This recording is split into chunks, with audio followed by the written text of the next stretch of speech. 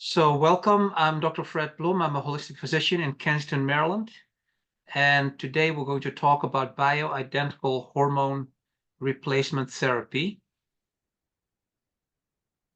So first of all, there's going to be an opportunity to ask questions. So feel free to put them in the chat. There's a lot of information about hormones that I have in this slideshow. We may not be able to get to all the slides. So I want to be sure to be able to answer any questions that you may have. So let's start with the very basics, and that is the question, what are hormones? Essentially, the word hormone is actually derived from a Greek word. It's a chemical substance formed in one organ or part of the body and carried in the blood to another part of the body. And then depending on the specificity of their effects, hormones can alter the functional activity and sometimes the structure of just one organ or various numbers of them. So they're messenger chemicals, they're secreted by hormone glands, they're released into the circulation, and they carry signals from one cell to another, and cells respond to a hormone when they express a specific receptor for that hormone. And we'll get more into that. So the hormones bind to a receptor protein, resulting in activation of a signal transduction mechanism. So here's a picture that shows you a steroid hormone on the outside of a cell at the top of the screen in a capillary, which is a small blood vessel, entering into the cell, attaching to a receptor, and as a result, messenger RNA is produced, and the end result is the production of a protein. So hormones are very, very important in the body. They regulate activities of entire organs, growth and development, reproduction, sexual development and characteristics, the usage and storage of energy, levels of fluid, salt, and glucose in the circulation. So the topic of this webinar is bioidentical hormones. Now, what does that mean? Bioidentical is actually a key word, and it means that these hormones that I, as a physician, prescribe are identical to the hormones that the human body makes. And for that reason, they form a perfect fit with the human body's hormone receptors. Now, another term that's often used is synthetic versus non-synthetic. Most bioidentical hormones used in clinical practice are actually synthetic. So that's not necessarily a bad thing. It's just the way it is. So bioidentical hormones, we don't get them from other humans that have hormones to spare, so to speak. They're actually plant derived from soy or yam. And these hormones that are in plants, they're called phytohormones. So they are similar enough to human hormones that they can be modified to become human hormones. Now, the other distinction that we want to make is that there are non-bioidentical hormones. So these are not naturally found in the human body. The effects are often not opposite and not life-sustaining compared to the real hormones. So they include all oral contraceptives, drugs like Premarin, so-called progestins, and most injectable chemicals. So here I'm going to show you the difference between a real hormone, progesterone, versus Provera, which is the brand name for medroxyprogesterone. As you can see on this slide, there is some similarity in the chemical ring structure, but medroxyprogesterone has a chemical group that progesterone does not have. Another example here, norethindrone is found in many oral contraceptives. Again, a very similar chemical structure, but it's not exactly the same. Norgestimate, another example. And then this is actually levonorgestrel. And this is not only found in some oral contraceptives, it's also found in the Mirena IUD intrauterine device for contraception. So does it actually matter that there are small chemical differences between bioidentical hormones and the non-bioidentical counterparts? It actually does. So here on the left, you see H2O, which of course everybody knows is water. And on the right side, you see H2O2. Now, if I were to pour that in a glass for you, it would look exactly the same, except this tiny difference of an extra oxygen atom makes it hydrogen peroxide. And of course, what would happen if you drank hydrogen peroxide instead of water? That would not be a good thing, obviously. So with regard to progestins, which is a term that's commonly used in conventional medicine, there's many different chemicals like that. Many of them are used as in oral contraceptives. Then there are also non-bioidentical estrogens, and here are some examples of those. And then there's also non-bioidentical androgens, and some of these are actually used in clinical practice. Some are abused by bodybuilders, but actually I do have to make a clarification here that the testosterone enanthate and testosterone cypionate, which are both injectable forms of testosterone, are actually converted inside the body into bioidentical testosterone.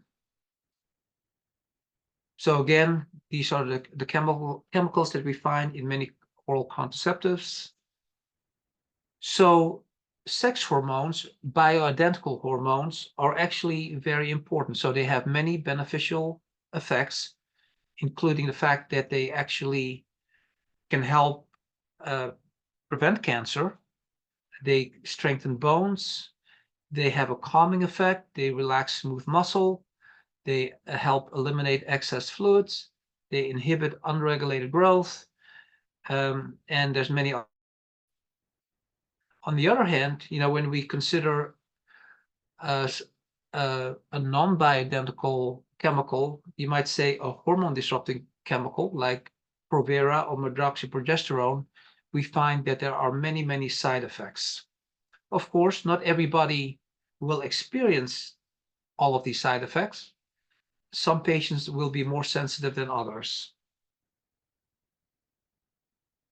Now, a common concern that I hear from my patient is that the question is often being asked, I'm concerned about cancer, breast cancer, or any type of cancer, and patients want to know if bioidentical hormone replacement therapy would increase the risk of cancer. Well, let me share with you the findings of the Women's Health Initiative study, sponsored by the NIH, National Institutes of Health, launched in 1991. Over 160,000 women were enrolled. Now, some of these women were given Premarin, which contains horse estrogens, and Provera, which is the medroxyprogesterone, if they had a uterus. Some women were given Premarin by itself if they did not have a uterus, and some women were randomly assigned to a placebo group. Again, these are the estrogens found in Premarin. So none of, except for estrone, which we find in humans, the others are only found in horses. What this study found was actually that these women had less heart disease, breast cancer, and mortality compared to placebo. But one of the most important findings of this study was that those women that used Premarin and Provera in combination had an increased risk of breast cancer, heart disease, blood clots, and stroke. Of course, that caused great alarm. Some women actually realized what was going on, and they switched to bioidentical hormone replacement therapy. On the other hand, there's many doctors and lay people that really didn't understand what was going on. So they started believing that hormones caused cancer. And of course, the hormones that were provided to these women were horse estrogens, in combination with medroxyprogesterone. Now here's an article by one of my colleagues, Dr. Holtorf. And so this is about bioidentical hormones and basically asking the question, are they safer or more efficacious than commonly used synthetic versions of hormone replacement therapy?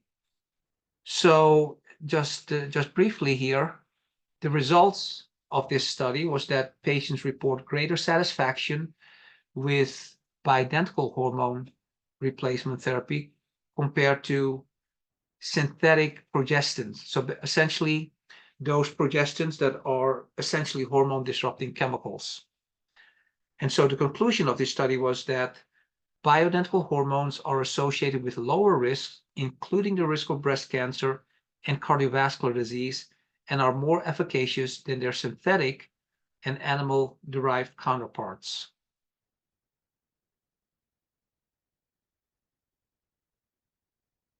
So why do women and men choose bioidentical hormone replacement therapy? Well, not only does it help to relieve symptoms, it also helps to preserve your health and protect. And so that certainly applies with regard to bone health and cardiovascular health.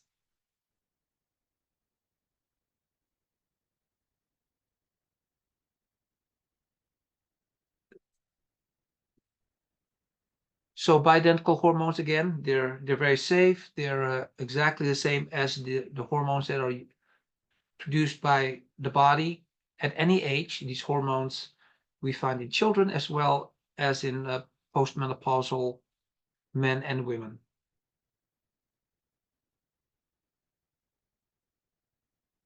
So these are some examples of bioidentical hormones. And here we see an overview of steroid hormone metabolism. So not all hormones are steroid hormones, but the gonadal steroids, the glucocorticoids, and the mineralocorticoids are all steroid hormones. It's not very easy to see on the slide, but all of these steroid hormones are made out of cholesterol. Cholesterol is converted to pregnenolone, which is converted to progesterone, and then there's conversion to testosterone, DHEA. Testosterone can be converted to estradiol, then estrone, and estriol. And so here you can see that better. Okay, so this is a normal menstrual cycle. So there's many things that happen. The pituitary gland plays an important role producing follicle-stimulating hormone and luteinizing hormones. The follicle-stimulating hormone stimulates the ovaries, and the ovaries, of course, have egg follicles which grow and develop. One of those follicles becomes dominant. Ovulation takes place. And of course, as the follicles develop, we find that the estradiol levels and progesterone levels on day one, the day of when the period starts, they're both low, but estradiol rises first, peaks on day 12, then drops down, and it's not until about day 14 that the progesterone levels rise. They peak around day 21, and then they drop down. And of course, under the influence of these hormones, there's a buildup of endometrium. The progesterone helps to mature the endometrium, and then there will be another period. So hormones have rhythms. Estradiol has its own rhythm, progesterone, and so does testosterone.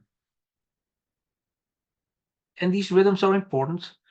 Just briefly, we can measure the peaks in the blood. Just to highlight a few benefits, when you have an optimal peak like that, there will be activation of receptors for testosterone and progesterone. There will be suppression of certain genes that have an anti-cancer benefit. Likewise, we can measure the peak of progesterone on day 21. There's anti-cancer benefits. It strengthens the bones, reduces anxiety, relaxes smooth muscle, and so on and so forth. So hormone balance is essential, and any alteration of the balance of these hormones can lead to an altered rhythm and dysfunction. And of course, hormone levels could be too high, which is quite rare, but it may happen with certain hormones more than others. And hormone levels may be too low, which we see more often. Certainly, as women get older, they approach perimenopause or postmenopause, we find that the hormone levels decline. We also find that there's going to be a reduction in the numbers of hormone receptors and a loss of rhythm. And of course, there's many factors that can alter the rhythm besides the aging process. There's certainly environmental factors, in living conditions, sleep, diet, pharmaceuticals like oral contraceptives and others.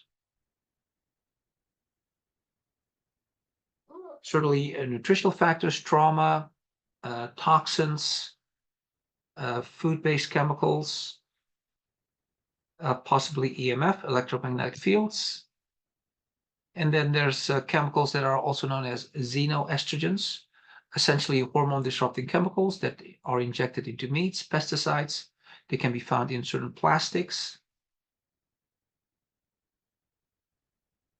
And so as women approach menopause, we find that a lot of things happen, but the bottom line is that the peak on day 12, the peak of estradiol, goes down, and hormonally, there's going to be a flatlining of the hormone levels.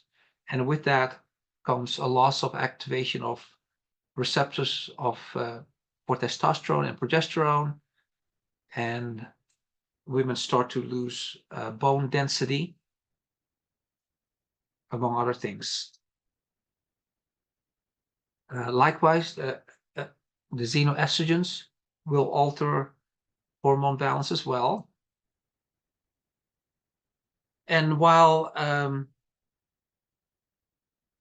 well, let me just say that what we see here is static bioidentical hormone replacement therapy, low dose static bioidentical hormone replacement therapy. And what this means is that patients receive the same amount of hormones, estrogen and progesterone, during the treatment cycle. And I actually do that for some of my patients. But there's different ways of prescribing bioidentical hormone replacement therapy. But when we do it this way, there are no peaks, there's no rhythm, and some patients do just fine with this, but other patients may find that a rhythmic hormone replacement protocol is better. And again, oral contraceptives. Now, the confusing part about this is that many doctors refer to these pharmaceuticals as hormonal contraceptives, but as we now know, these oral contraceptives do not contain hormones. They contain hormone-disrupting chemicals. So while some women may not have any side effects at all, some will actually develop side effects like weight gain or fluid retention or mood issues. So some hormones are better administered transdermally, meaning that we apply a cream or a patch to the skin, and others can be taken orally. For example, progesterone and DHEA are examples of hormones, bioidentical hormones that can be given orally. Estradiol, I never give orally, although it can be given sublingually under the tongue. And under the tongue, there's a rich blood supply, so it's an alternative route of administration. As we apply hormones to the skin, the hormones pass through the skin into the fat base, and from there it will enter into the blood circulation. And this is the way that I prescribe bioidentical hormone replacement to most of my patients. So we've determined that using bioidentical hormones that are exactly the same as the hormones that the human body makes, that makes the most sense. But if we don't take into account that hormones normally have a rhythm, then we may not be providing the patient with optimal hormone replacement therapy. So one breakthrough that literally fell into my lap was rhythmic hormone replacement therapy. One of my patients had read Suzanne Somers' book Ageless, and in that book was a chapter about the Wiley protocol. Suzanne Somers interviewed T.S. Wiley, Susie Wiley, who had developed this rhythmic protocol. And this is a picture from Sex, Lies, and Menopause, in which we see the days of the cycle, 1 through 28, and then we see the estradiol rhythm and the progesterone rhythm. Again, following the natural menstrual cycle. And when we prescribe this to a patient, these hormones will be dispensed in syringes like this. So they're color-coded, green for estradiol, purple for progesterone. And so the reason that we use syringes is that these 3 ml syringes have 30 lines. Each line is 0.1 ml. And this is what we see in this chart. So where on day 1 through 5, we see 4. And what that means is that we will apply 0.4 ml of cream, apply that to the skin twice a day for the first 5 days of the cycle. Then we go up to 0.6 ml twice a day for the next 3 days, and then 0.7, 0.8, drop down, and then we'll start progesterone on day 14, while we continue with the estradiol. And the estradiol and the progesterone we apply on different, so for example, estradiol on the left arm, progesterone on the right arm, so we don't mix them together. And again, here are the dosages in another format. And at the bottom here, you see symptom observation codes. So we like patients to keep track of their symptoms so that we can make the appropriate adjustments at the end of the cycle. Okay, we have talked about this. So for women who choose to do the rhythmic dosing, we have them either follow the lunar cycle if they have stopped menstruating completely, or if they don't have a uterus. And if they are still, if they still have a menstrual cycle, then we would have them follow their personal cycle. So here we have today's moon calendar. So full moon is actually today, right? So that's day 12 of the cycle. So when we count backwards, that takes us to May 12th, which was day 1 of the lunar cycle. And we see that here as well. And so this dosing calendar has the basic dosages for the estradiol and progesterone pre-printed. Here we have the June calendar. And so here we have the symptom observation codes, and there's space in this calendar to write down. You can use the abbreviations, and just make a note of how, if there's anxiety, if there's brain fog, if there's moodiness. We want to know when in the cycle those symptoms occur, and then at the end of the cycle we will review those charts, those calendars, and make adjustments as necessary. All right, we talked about this. So these are the optimal ranges that we're shooting for. Now this is a little bit about thyroid. Don't want to spend a lot of time on this, but thyroid hormone is not a steroid hormone, but it's either synthetic or it is derived from pig thyroid glands. And so this is an example of you could say a natural hormone. It's from pigs, naturally sourced, but it's still bioidentical. Quick overview of the hormonal system. At the very top, we see the hormones that are being produced by the hypothalamus in the brain. Then we see at the lower level the hormones that are produced by the anterior and posterior pituitary gland. And then at the very bottom, we see the various hormone glands, like the testicles, ovaries, thyroid, adrenals, liver, breast tissue, and others. Let's see. There's actually a rhythmic protocol for thyroid as well, although I haven't used this lately because most patients do fine with desiccated thyroid like NP thyroid or Armour thyroid. And these are many of the symptoms of hypothyroidism, which is a lot more common than hyperthyroidism. Let's see. Now, a lot of my patients are on testosterone as well. So the most foundational hormones are estradiol and progesterone.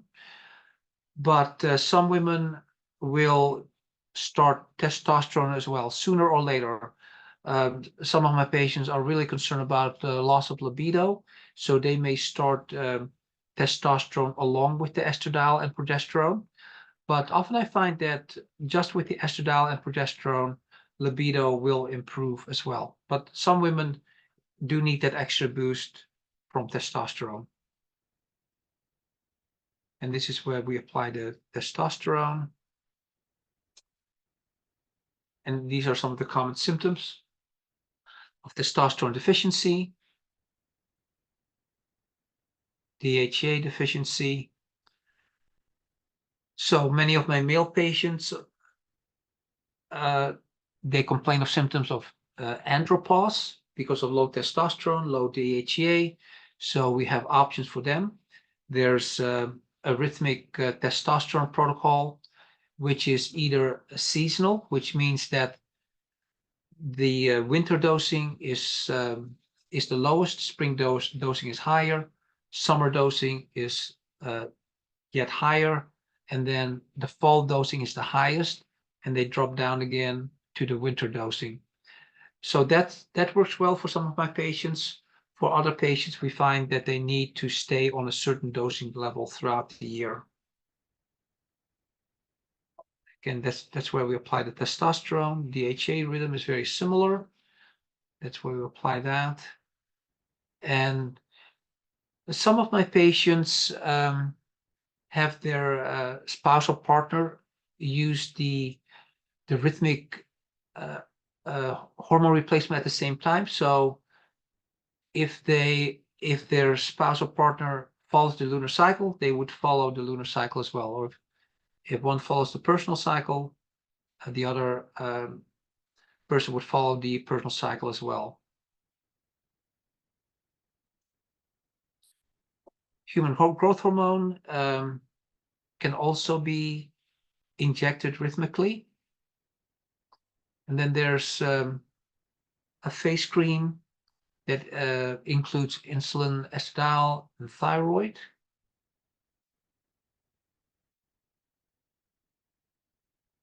So with regard to bioidentical hormone replacement, there's a number of different options. So I already mentioned the ones that I use most in my office.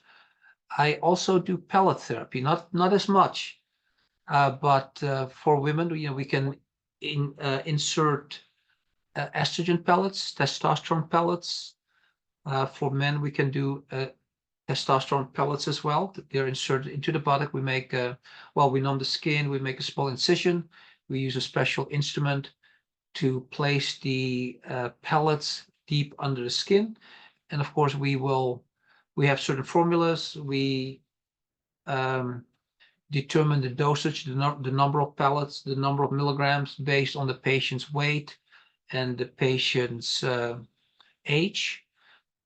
So that's yet another option. But I would say in general, most of my patients, my female patients, will use creams. Many of my patients do rhythmic hormone replacement therapy. Some do static hormone replacement therapy.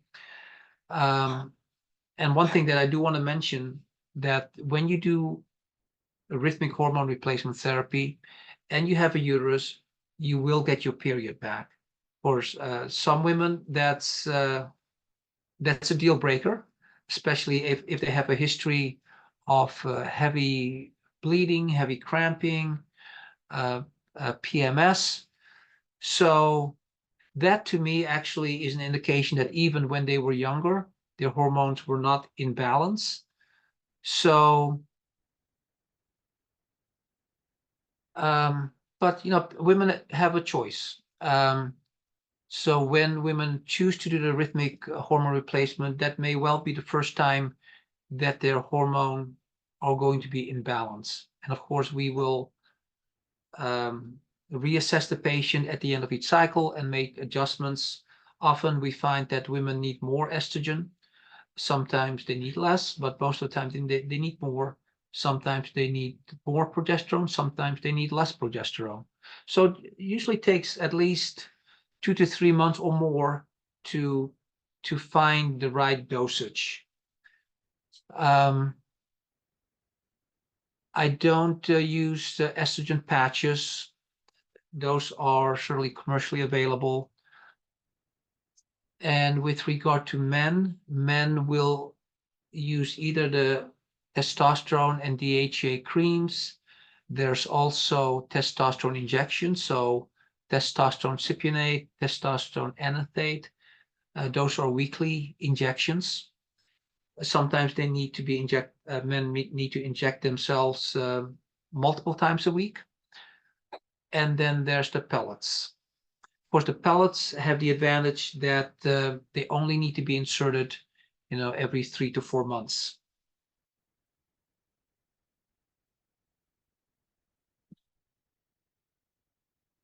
So, why does a bioidentical hormone replacement therapy make sense? Well, it makes sense because young men and women with optimal hormone levels feel better, they look better. And as we get older, and it certainly, starts, even in our 30s and 40s, the hormone levels start to decline. And we find that may happen sooner in some patients than in other patients.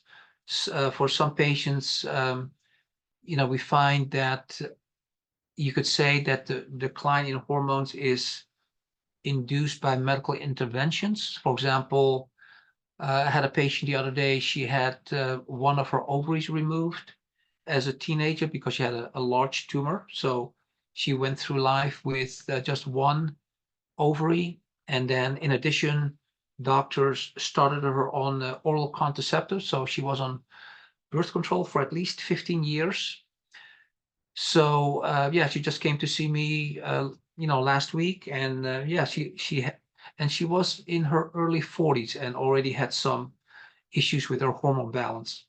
Sometimes we find that the hormone levels are basically affected by drugs that are designed to block estrogen levels, like drugs like tamoxifen that are given to patients with breast cancer.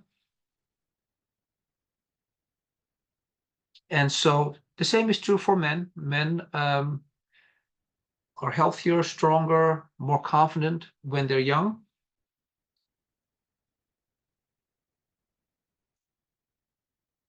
So with regard to, hormone replacement, say for women,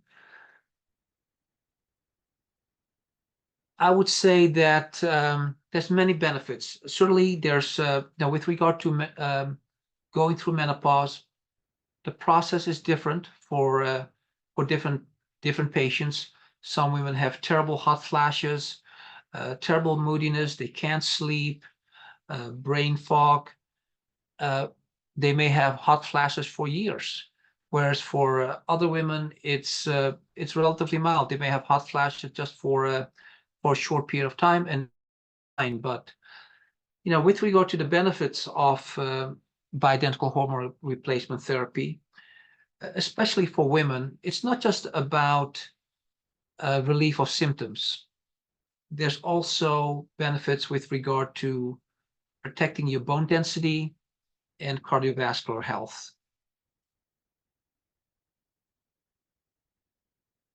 So with regard to the rhythmic hormone replacement, which I recommend to my patients the most, here are some books written by T.S. Wiley that I would recommend. And so, in conclusion, I would say that the older you get, the better you want to feel, and the longer you want to live, right? So hormone replacement therapy is a part of anti-aging medicine. So it's not the only thing, but it's an important way to help patients to feel better. It's relatively inexpensive, relatively easy to do, but we certainly want to do other things. We want to, detoxify. We want to eat well, get enough rest, optimize mineral balance, vitamins levels, and so on and so forth. And yeah, with regard to the other options that often are provided to women, such as the Premarin, such as the Provera, oral contraceptives, I don't prescribe those medications at all. I know they are sometimes prescribed for women who have acne or other medical issues, but I believe that there's better solutions to that.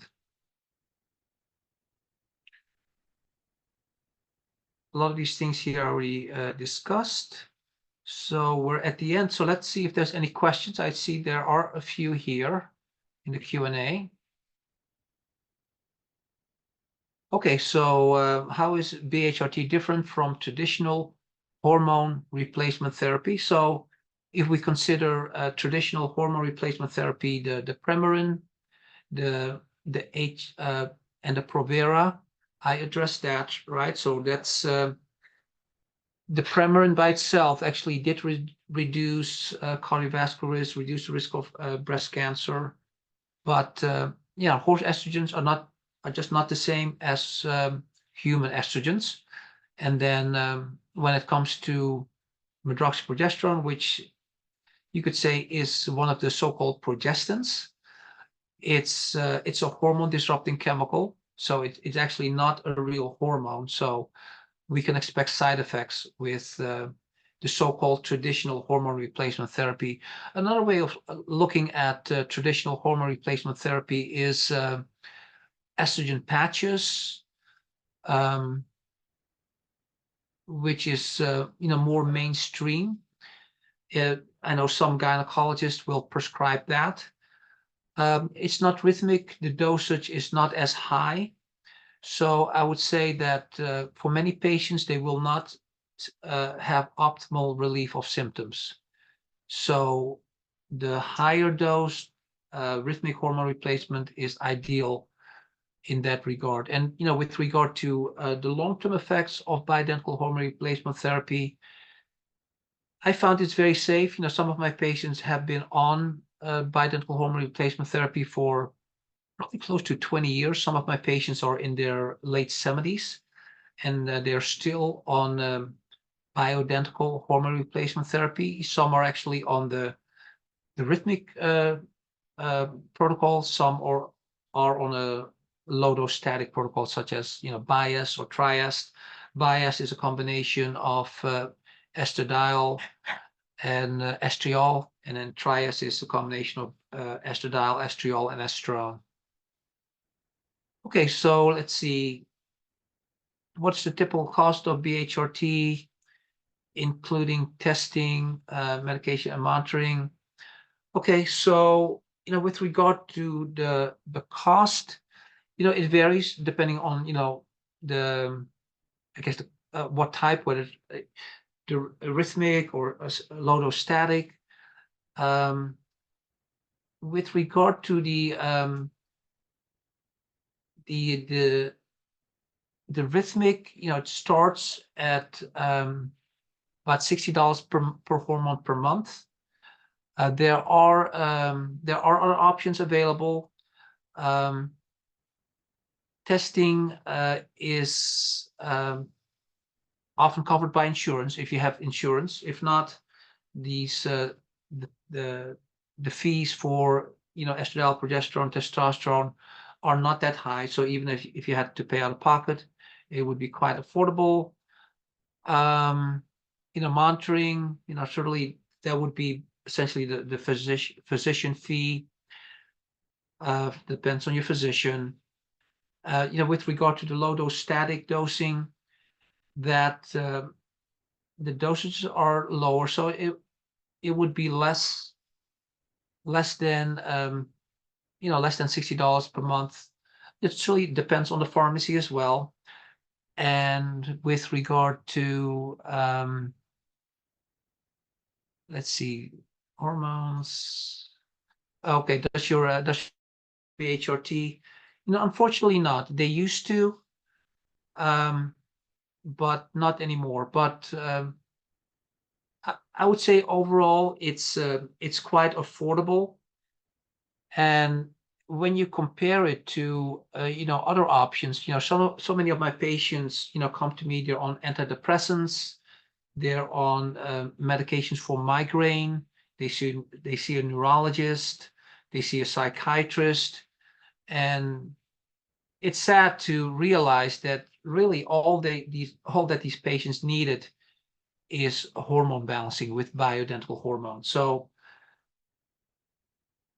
I would say that the cost of bioidentical hormone replacement is well worth it, and quite affordable in general. But yeah, when you meet with me, we can surely discuss the various options and determine what's the best choice for you. Another question that I hear sometimes, and this is with regard to men, especially men with prostate cancer. You'll always find certainly different opposing opinions online, but a lot of men are concerned that testosterone replacement therapy would worsen prostate cancer or promote the growth of prostate cancer or make it more aggressive. I don't. I'm not of that opinion. I believe that if men are older and they have prostate cancer, they can benefit from testosterone replacement therapy. And of course, conventional medicine has the opposite opinion, and they would actually recommend medications to the patients to lower or basically eliminate the testosterone from the body as much as possible. And of course, there's a price to be paid for that. So again, testosterone replacement therapy in men, older men, whether or not they have prostate cancer, can significantly improve quality of life. And when you consider what is actually at the root of prostate cancer, often, of course, we don't know, but we do know that there's a correlation with a decline in testosterone levels and an increasing rate of prostate cancer. Young men actually don't tend to have prostate cancer, even though they have much higher testosterone levels. Well, thank you everyone for taking the time to attend this webinar. We'll have more webinars in the future, possibly as early as next week. We'll send you an announcement to my newsletter list. With regard to, let's see, let me share my screen again. Yeah, with regard to, other treatments that I offer, you can certainly scan the QR code. It has, information about various treatments that I offer. Some of it is on my website and some of it is not. So, scan the QR code with your phone and save the link. We'll be adding more information to that folder. And so I look forward to seeing everyone soon again. and have a wonderful evening.